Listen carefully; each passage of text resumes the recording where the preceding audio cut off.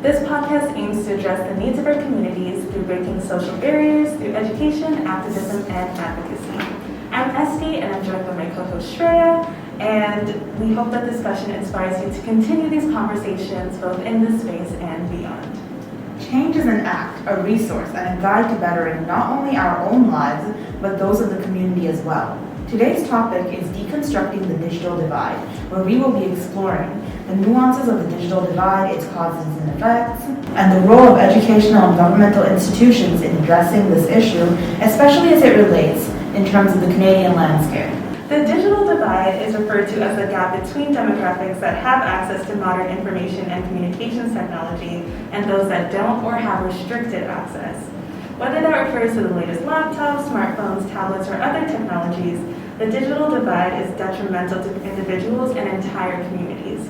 The concept of the digital divide brings about questions about accessibility and equity, and it excludes certain people from valued resources and opportunities. Joining us today, we have Dr. Jayne Baker, who's a sociology professor here at UTM, and we're going to pass it over to her to introduce herself. Hi everyone, my name is Jayne Baker. I've been with UTM since 2012 in the Department of Sociology. I teach at all levels of study, right from first year introduction to sociology through to upper level courses. I tend to teach in areas related to the education system, but I also teach on research methods. I introduce students to the discipline in Social 100, and I also teach on masculinities. We're going to begin by getting a little bit into the starting point of the digital divide. We're going to define some general terms. So our first question to you is, how would you define the digital divide to a general audience as well as an academic audience?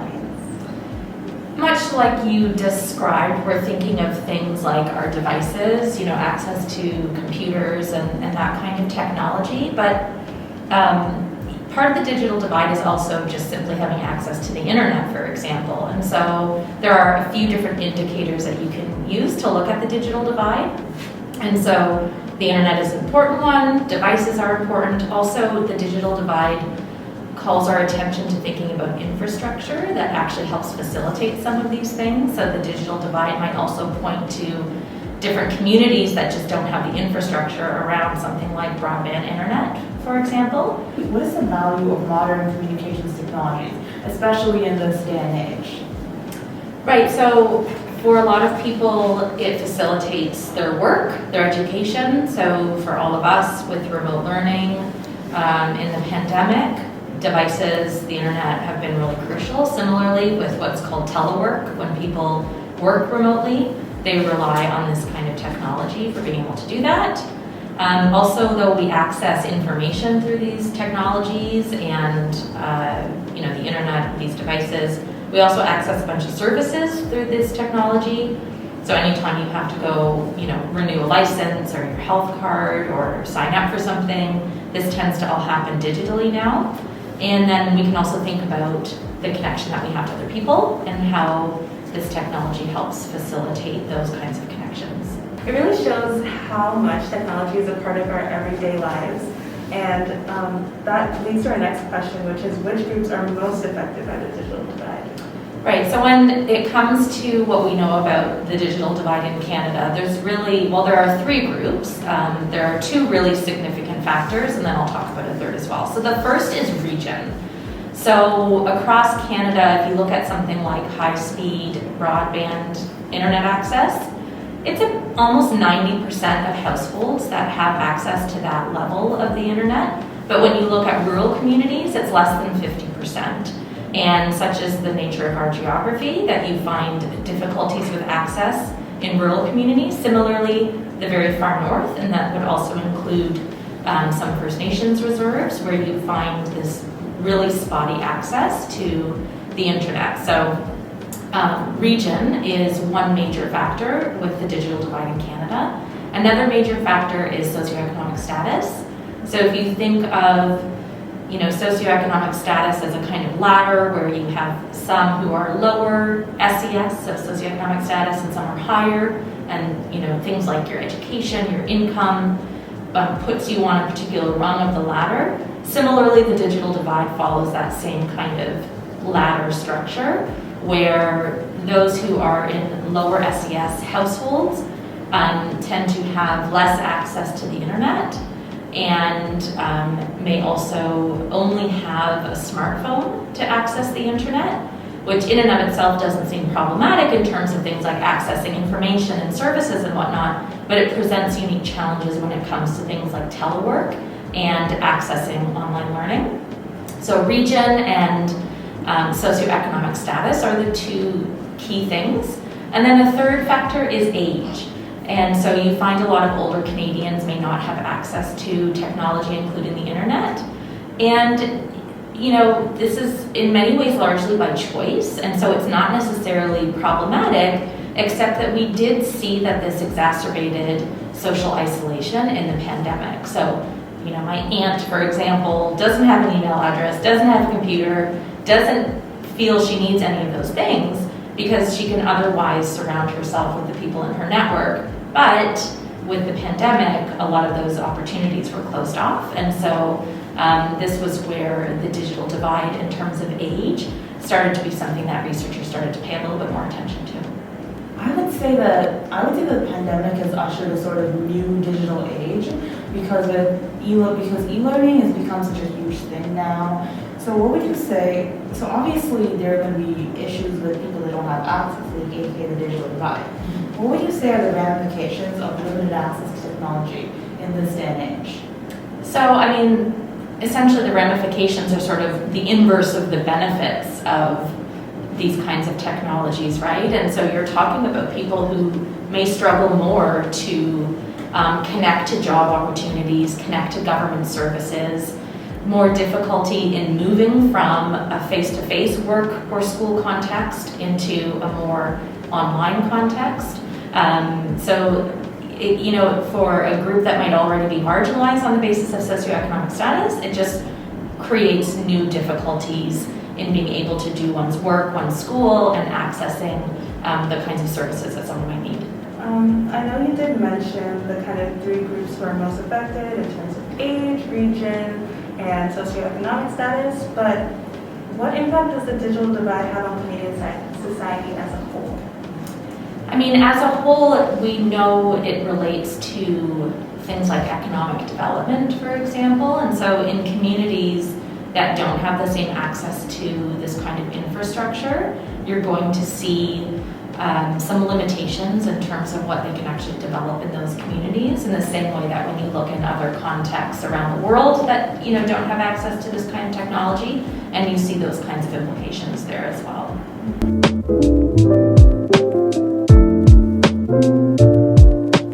So now we really kind of want to get into the nitty-gritty of the different causes and effects of the digital divide. So my first question is, what is the impact of the digital divide on access to educational opportunities? Well, I think it's useful to think about education in terms of, are we talking about kindergarten to 12, or are we talking about post-secondary? I think in all cases, students more and more need access to a device and access to the internet, and also access to a reliable device, because increasingly there are aspects of our schooling that is tied to having access to those kinds of pieces. And so, it doesn't necessarily eliminate any kind of educational opportunity if you don't have access to those things, but it might affect your achievement while you're in school if you have difficulty with consistent access to the technology that you need.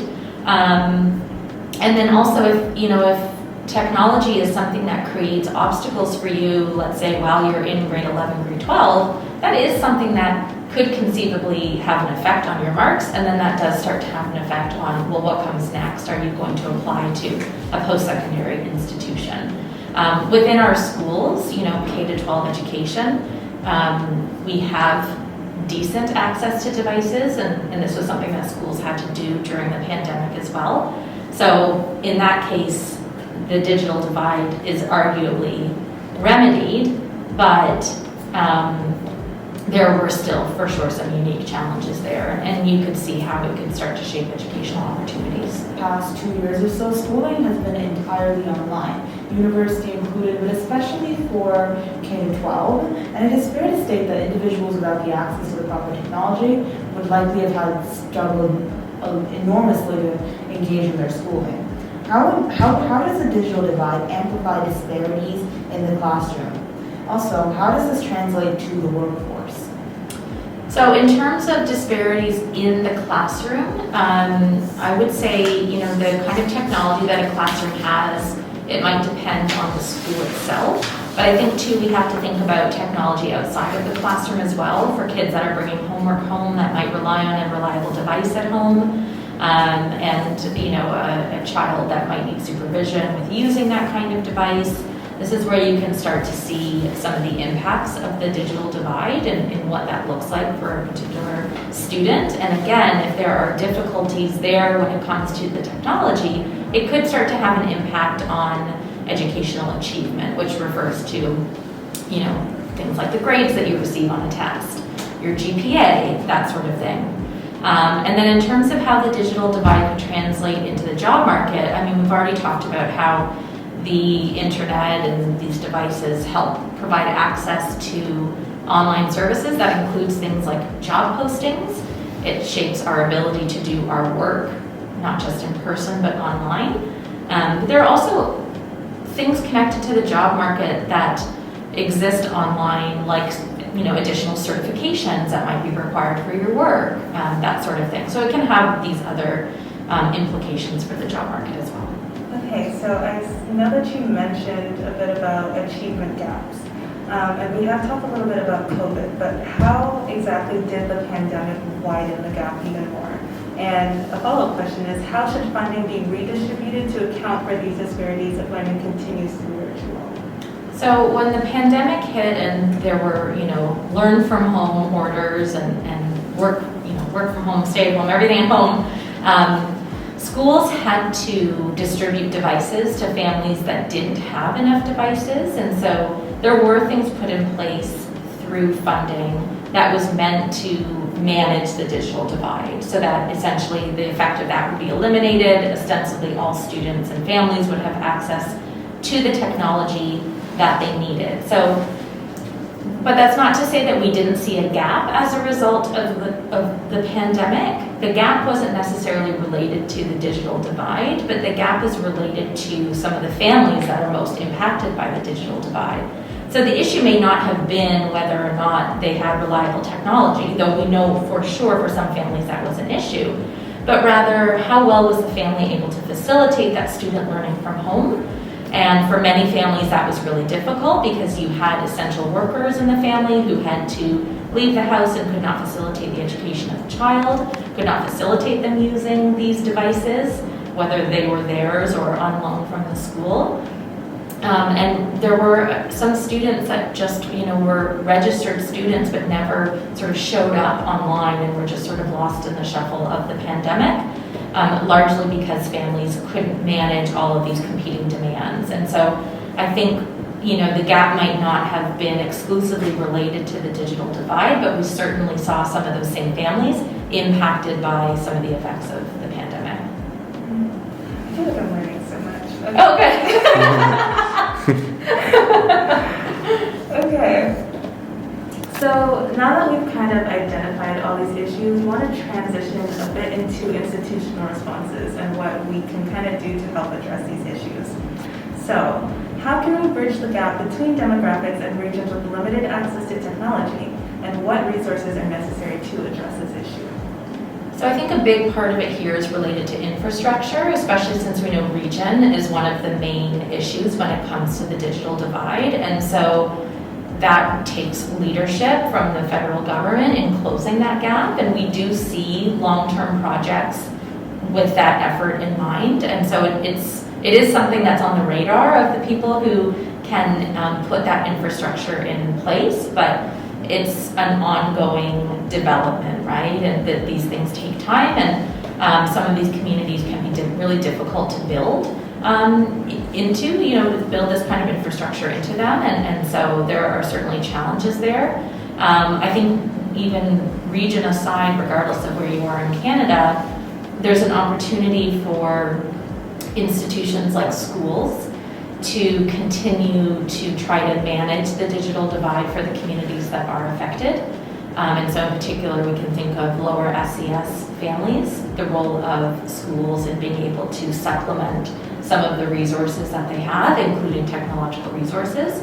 That largely comes from leadership from the provincial government in providing that kind of funding to school boards so that they can distribute that to the schools that need it most. The Peel Board did try to bridge the digital divide by offering free laptops, free tablets. They wanted to ensure everyone was online, especially students who, this isn't necessarily related to divide per se, but students who were trying to get out of the schooling, they need to make sure everyone was on board. And even corporations such as Zoom or Amazon have made their software free, audiobooks were free for the year 2020, I believe. Free courses were being offered online. As an educator, where do you see the biggest need for intervention? What does accessibility look like to you?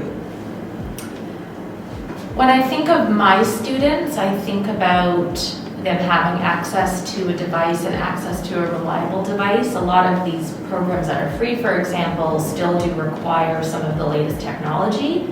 And for many students, that's just not something that they can afford to stay on top of. And so, again, if I'm thinking of my students and I'm thinking of their needs, that's something that certainly relates to them. Being in a university context doesn't mean that the digital divide has just sort of disappeared for you because you're now in post-secondary. It shows up here as well. But if I think of students outside of post-secondary in the K-12 system, I think again we're thinking about how schools can continue to help supplement these resources. And I would say in particular, in a post-pandemic world, if we're paying attention to the digital divide, then we know that those needs will continue to exist, even when everyone is learning face-to-face again 100% of the time. You are still going to have families that have these kinds of needs, and I think it's important for schools to recognize that and address them. This will vary quite a bit depending on the region you're in. So in neighborhoods that are higher SES, these might not be issues that are facing their students, but just because it's not in that particular community, it doesn't mean it doesn't exist as a problem in other communities. And so this really needs to be something that it's not just up to sort of an individual school to address. You really do need the leadership from someone, like the provincial government, school boards that have more of that bird's eye view. And along with that point, I really like what you said about how it's not just like an individual's responsibility, it's a collective thing that we need to address. And I feel like as students, sometimes it's difficult for us to conceptualize what exactly we need to do to kind of help address all these different issues that we see around us. But from your perspective, how can students help to address the digital divide in their communities? I think that's such a great question because, especially some of our students in sociology and criminology, they learn a lot about patterns of inequality just by virtue of what we study, and then you could get to the end of the course and you could say, well, what do I do? What are there possibilities for making change? One of the key resources that can help with the digital divide and just sort of help with lower SES populations more generally, including adults who rely on digital technology for work, is the library system. And a lot of young students who are lower SES, adults who are lower SES, they rely on the library for access to these kinds of technologies. And so looking in your community, regardless of whether you're in a high SES community or a low SES community, all libraries need to be supported in that way. And so libraries are a really key part of this. But I would say too, if a student is in a lower income neighborhood, they can assume that there are gaps in the resources that are in their neighborhood schools. And increasingly what we're seeing across the board, even in higher SES schools, is that fundraising has become particularly important when there are shortfalls in government transfer to the schools. And so if a school has a need related to technology, they are largely going to be relying on fundraising to help meet those efforts. And It's going to be harder to fundraise if you're trying to fundraise amongst a number of families that are lower SES and have fewer resources to pass around. So I think if students find themselves in a position to be able to contribute in any kind of financial way to a school that is in need, again, if they're in a high SES community, it might not be a school in their own neighborhood, but to look into neighborhoods where there are schools that serve lower SES communities and say, you know, how can I help? What can I contribute? I think there's a really great opportunity there to help the schools and the students that are most affected.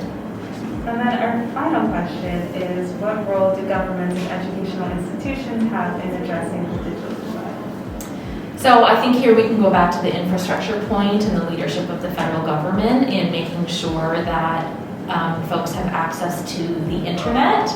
I think too, we need to continue to think of creative ways that lower SES populations can have access to devices that are not just a smartphone, because it's usually tablets and computers that are best for things like telework and e-learning. But another thing that we've learned over years and years of having this digital divide in Canada is that it's really important to talk to local communities about what they think will work the best. And this could relate to some of the communities, perhaps lower SES communities that are affected by the digital divide, but it also relates to the different regions that are affected by a lack of access. So think of folks that live in really northern communities that for decades have understood their weather and their land, and there's an opportunity to ask those folks what would make the most sense in building this kind of infrastructure to make it reliable, to make it meet the needs of the community. So I think it's probably a combination of different things that will help to address the digital divide.